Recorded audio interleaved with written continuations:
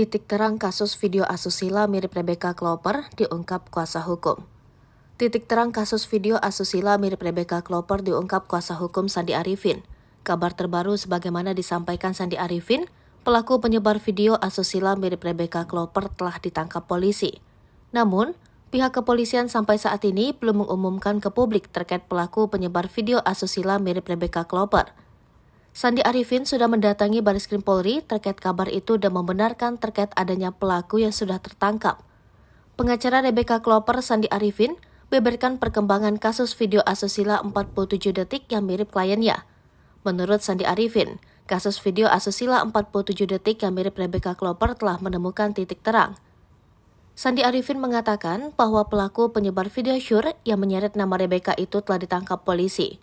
Hal itu diketahui Sandi Arifin setelah dirinya sambangi Bareskrim Mabes Polri. Namun Sandi Arifin tidak bisa menjelaskan secara detail terkait pelaku penyebar video asusila yang sudah diamankan itu.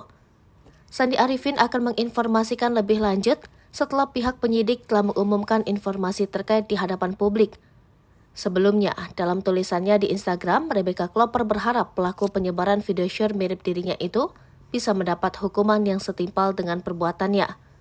Bahkan Rebecca Klopper diketahui sudah melaporkan pelaku penyebar video syur mirip dirinya itu pada 22 Mei yang lalu. Laporan Rebecca diterima oleh pihak Bareskrim Polri. Di sisi lain, Asosiasi Lawyer Muslim Indonesia membuat laporan ke Polda Metro Jaya terkait kasus video syur itu. Laporan polisi itu terregister tanggal 27 September 2023.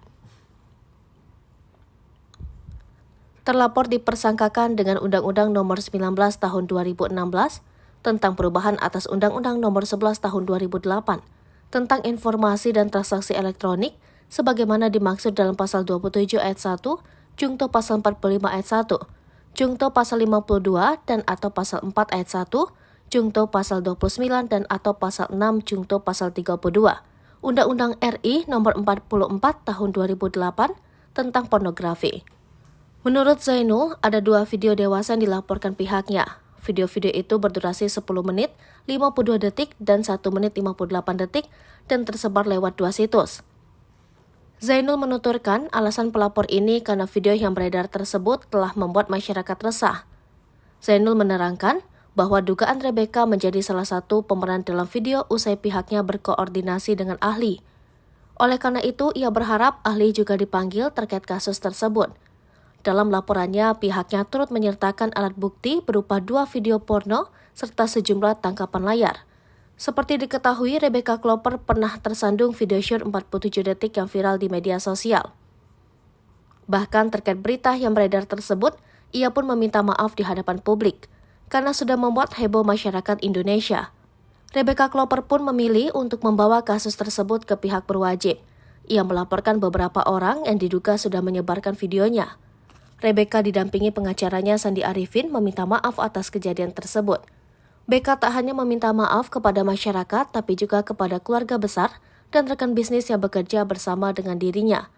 Tak lupa Rebecca juga meminta maaf kepada keluarga kekasihnya Fadli Faisal yang ikut terseret akibat kasus tersebut. Download Tribun X sekarang, menghadirkan lokal menjadi Indonesia.